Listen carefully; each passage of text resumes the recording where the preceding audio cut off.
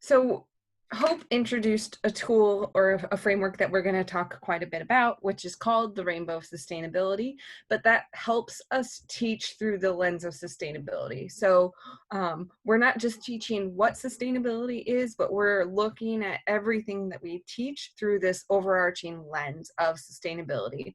We want our students or whoever we're working with to be able to see those connections between the environment, the economy, in the community, in anything that they do, but especially in what they're learning through school, the Green Schools Quest, or anything else. That wasn't working. Okay. So this is all part of something called EFS, or Education for Sustainability. This is a pedagogy that kind of employs best practices in teaching and learning, uses sustainability, again, as that lens for any curriculum, campus practices and cultures, community partnerships. It's integrative. This is not an add-on. This is sort of a how-to do what you're already doing with the sustainability twist. So it's going to give purpose and meaning to that to education and learning, and then it's going to require collaboration. The Quest is a really good example. Usually it's a teacher and a team of students, or a couple of teachers and the administration, and then mentors from the community, all collaborating. Education for Sustainability is not just one curriculum or kit or a special theme or unit for the year. It is overarching. It should be embedded in every nook and cranny of what you do at school. So we're going to talk a little bit about how you get that done. In our region, Lori Diefenbacher, who is formerly working as a professor at Webster University, did a lot of research into what education for sustainability was, what it looked like across the globe, and came to a conclusion that we had to have some sort of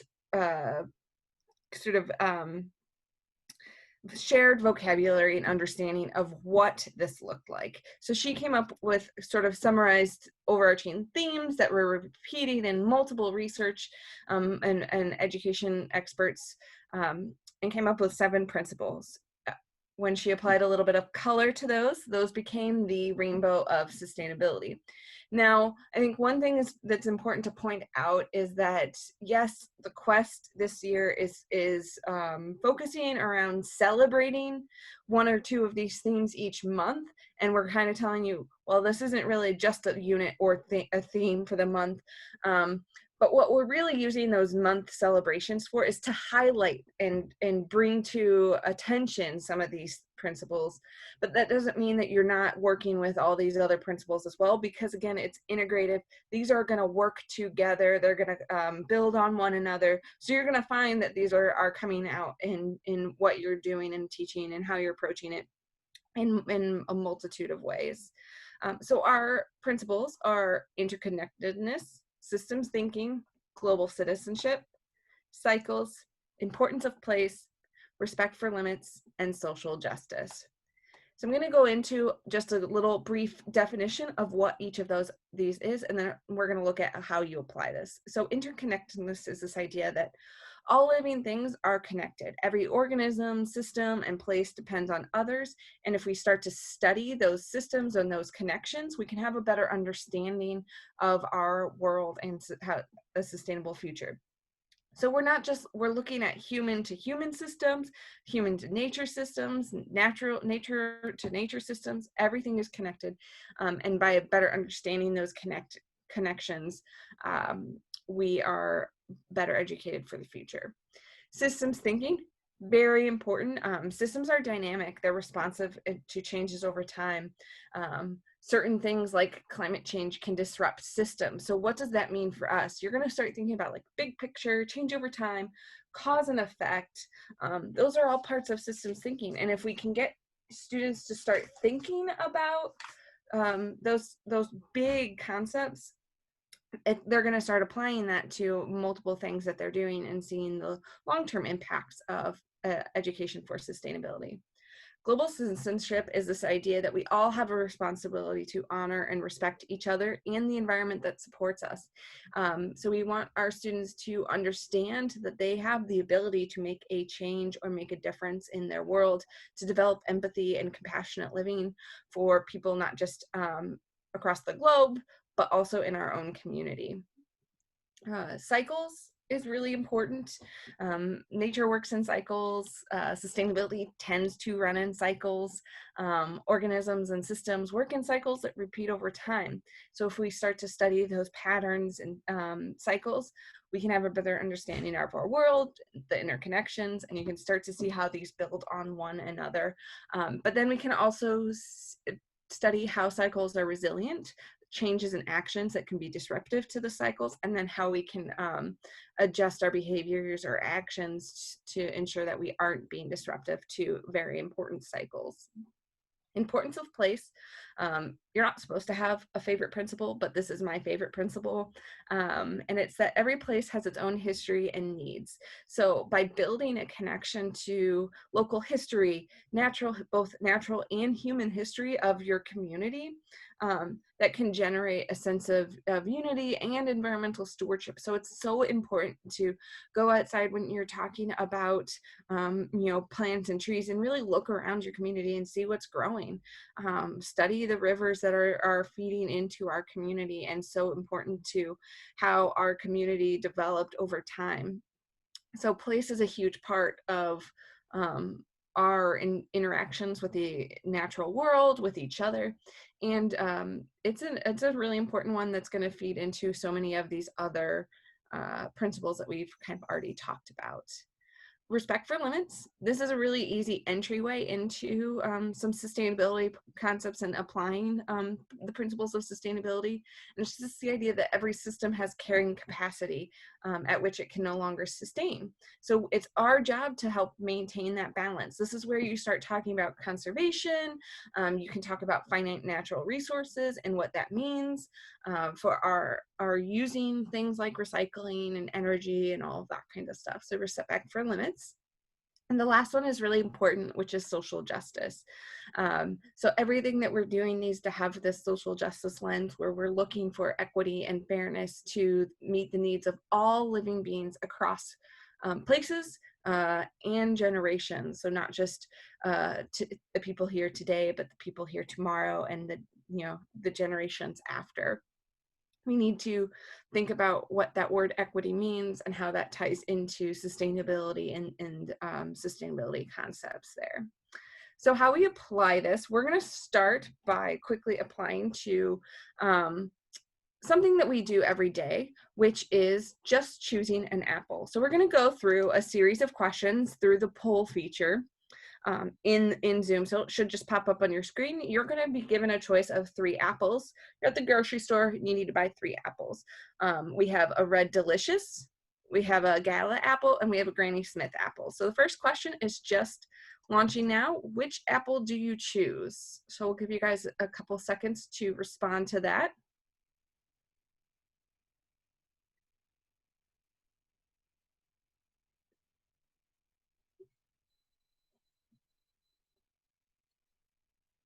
Got a few more people to make their choice. I know it can be difficult to choose between some of these apples. All right, and then I'm gonna go ahead and end the poll.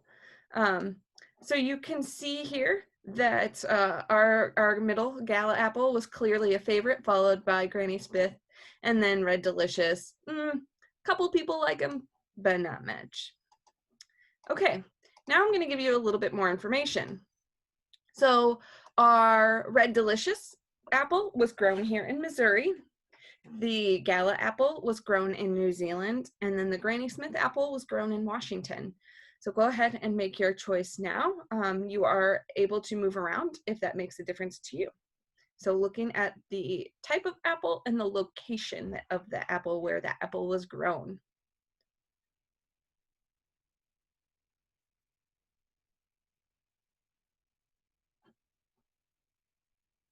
Okay. I'll share the results now. Interestingly enough, we had a lot of people switch over to the locally grown Red Delicious. Still a couple of people for Granny Smith, and then way lower for those Gala apples there. All right, I'm gonna give you a little bit more information. Cost. So that Red Delicious grown here in Missouri is gonna cost 87 cents per pound. That Gala apple grown in New Zealand is going to cost $2.09 per pound.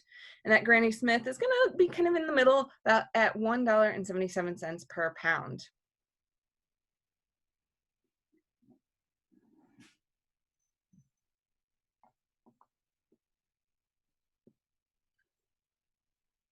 All right. Go ahead and share the results there. So you can see that we have even more people switching over to that locally grown, cheaper Red Delicious apple. Still one person holding out for that Gala apple, and then a couple still holding out for the Granny Smith. I would probably still be holding out for the Granny Smith. I love Granny Smith. All right, one more piece of information. Our Red Delicious grown in Missouri cheap apple came in contact with 35 pesticides throughout its growing time. The Gala apple came in contact with 0 pesticides during its growing time. It was organic. And then that Granny Smith came in contact with 15 pesticides.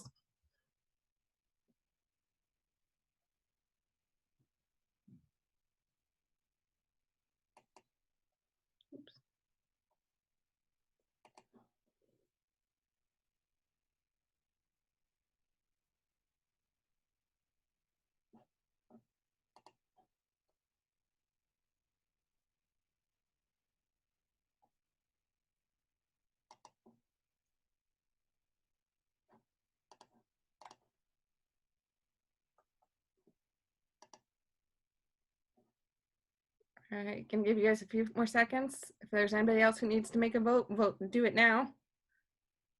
All right, end the poll here. And we've had a lot more people go back to that organic Gala apple there. Still a couple hanging out for the Granny Smith, and not so many with that pesticide-ridden Red Delicious that's pretty cheap for us. So you can see that every time we go to the store, we're weighing certain decisions. We're weighing things like, where was it grown? How far did it travel? How much does it cost? What are the chemicals that's coming into contact? So we're already starting to, in one decision, think through some aspects of these sustainability concepts. Interconnectedness, gotta get back to the systems thinking, global citizenship, cycles, importance of place. All of these things can be applied to the decision of buying an apple. Who pollinated the apple comes down to systems and interconnectedness. What resources went into growing that apple? Where did the water come from? Where did the water run off to? What kind of soil was there? Do you know when apples and what type of apples are available in your region or in your state? Do you know where to go pick apples in your community? What's the carrying capacity of that orchard? Did we have to use fertilizers and chemicals to be able to exceed that carrying capacity? What kind of impact did that have? Is it a locally grown farm, or is it a small, big corporate farm? Are the farm hands and farmers paid with living wage? Are they kept safe from any chemicals that they're using? These are all principles of sustainability that can be applied to the choice of picking an apple. Of course, we're not going to write down all of these decisions each time, but the idea is that sustainability isn't just one apple. It's, you have to weigh these things for yourself, and your students have to learn how to make this process and go through the same thought process and decide which apple or action they feel like is the best for them and their community or their family. So when we apply to the rainbow to what we teach, we kind of want to put that rainbow over everything that we do. So here we've got kind of our cycle of the rainbow. Again, everything feeds into each other. If we were to truly illustrate this, you'd see lines crisscrossing all over the place, but you wouldn't be able to see anything else. So we have our rainbow, and at that center of the rainbow, we are going to choose some things that we teach. So we're going to pick an issue of sustainability and a grade level expectation that we know we have to teach or cover in what we're teaching. So for our example, we're going to pick water, and we're going to start with third grade. So third grade social studies expectation is name and locate major cities, rivers, regions, and states which border Missouri. Now, if we're using water as our concept, and this is our guiding grade level expectation, some of these concepts can go over or build into our unit are the rivers as a shared resource, talking about watersheds and stormwater runoff and how that all feeds into each other as a system, our own personal responsibility for water use, maybe comparing our use of water to other families throughout the world, learning more about the actual water cycle, of course, learning the history of the rivers that you have in your community, respect for limits. Is there a limit to how much fresh water that we have access to? Is there a limit to how much healthy, clean water that we have access to in our community? Social justice, again, going back to those water rights, are there fights and injustices over the right to water? How does water influence power and people? So those are just a quick overview of how you can take a sustainability topic, a grade level expectation, apply the rainbow to it, and get a ton of content to cover, and all of it touches on sustainability, so that way students can build and build and build and truly understand and see through that lens of sustainability in anything they learn. But we're not, another example is it's not just for the younger grade levels, it's also for high school, and it's not just for like science and social studies. You can use this rainbow for anything, any discipline. This is where a lot of that collaboration comes in. So an 11th grade standard, English standard, is use a variety of classic and contemporary literature to study writing, literary analysis, and to improve reading skills. So in this unit, they're going to study the grapes of wrath, but instead of just studying the literary aspects of the grapes of wrath, discussions on the human dependence on water and how that is evident in the grapes of wrath, the cause and effect of agricultural practices, the impact on class inequities then, and discrimination, current problems and responsibilities of citizens compared to what they're reading in the grapes of wrath, impact of water shortages on environment, so what happens to the land, loss of place and migration, and what happens to people through that, what causes loss of place and migration. Respect for limits goes to that effects of agricultural practices and soil degradation. So again, you can paint the whole rainbow through this one unit or grade level expectation, but cover on so many touch points there. And it's not just for, we talk about all disciplines. So 8th grade math, use symbolic algebra to represent and solve problems involve linear and quadratic relationships. Okay, that might be a tough one to do all of the rainbow principles, but we can look at things like, how do we use data from our own town or city? What does the data in our own town or city look like over time? What are some long-term effects? What changes to our town or city can we suggest as a citizen in our community? How do graphs interconnect? So if we're looking at graphs, what's that cause and effect relationship? How things are being represented using those symbolic algebra and being able to solve problems through the linear and quadratic relationships, but through graphs. So you might not be able to touch all of them in the principles, but that's okay. It's about building and continuously going back to this shared vocabulary, giving ourselves a framework so that we understand how to continue to build on the lessons or units that we are already teaching. And with that, I'm going to turn it over to Tracy to go through a little bit more about the process that she has used in applying and working with the rainbow, sustainability, and her classroom.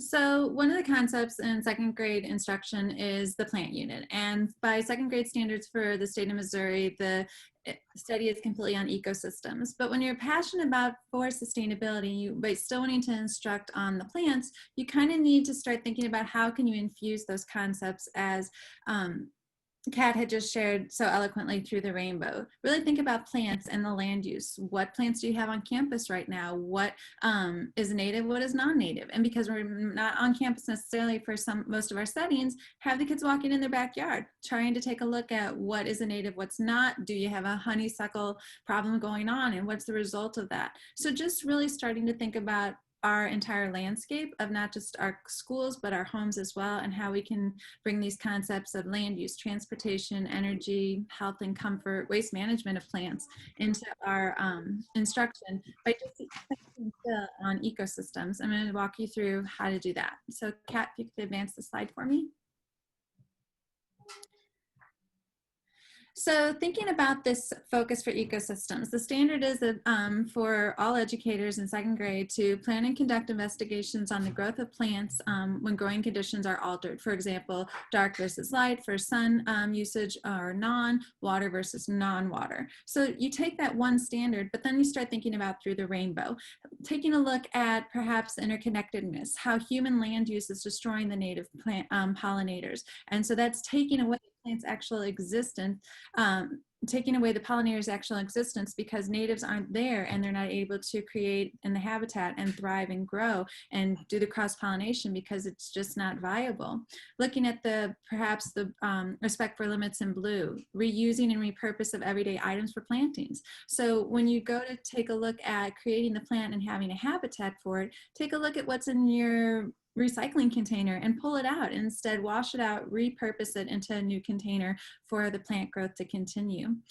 Also, thinking about importance of place, maybe inventorying your families and seeing who has gardens currently on site and what are their habits with their gardens, who's providing for sun and natural light to grow the garden, who has perhaps a tower garden or artificial light being provided inside to help gardens grow.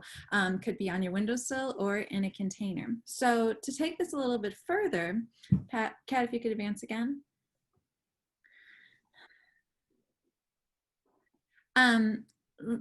Start to think about how you can extend your standard to all areas and all individuals who will be working with your kids. For example, we don't, in our second grade curriculum, and first for that matter, we don't look just at our grade level and we don't look just at our classroom. We look at all individuals who are supporting instruction for our kids. And that's including our custodians, that's including our music teachers, our art teachers, everyone who is involved with our children have an opportunity to be a part of this journey in integrating sustainability for our students. So when we're thinking about the curriculum, don't limit yourself just to your classroom or just your grade level. Think outside your doors. For example, and for art instruction, you can incorporate the designing of a repurposed container for home planting of seeds, a seedling, or even a regenerated plant. And that could happen at home during virtual learning. By just doing this one type of activity as part of the standard, you're providing for social justice experiences where you can introduce Gateway Greening as a local partner for their seed packet sales and how all students can have the opportunity to grow plants in their own homes. You could look at the respect for limits by taking a look at the plants that are currently growing in home and propagating new ones by taking a cutting and letting the water system create roots for that plant. How is that happening? You could then take a look at importance of place and realizing that what we have currently that's been consumed can definitely be repurposed in a new way by the art teacher, perhaps taking those, guiding the children to take one of those cans from their dinner, save it, rinse it out, dry it, and paint it, and plant it to become a new garden on your windowsill. So just kind of still maintaining your standard, but really thinking at it with a new lens and weaving the rainbow in is going to make the most impact for our kids, especially in this new platform for our quest this year. And speaking of that, we want to celebrate how these initiatives in our quest can then extend into true sustainable holistic approaches by our state and been celebrated by our state. One of which is just Sunrays, our 9 schools in DeSoto. They have recently been recognized this past year as the U.S. Department of Education Green Ribbon School.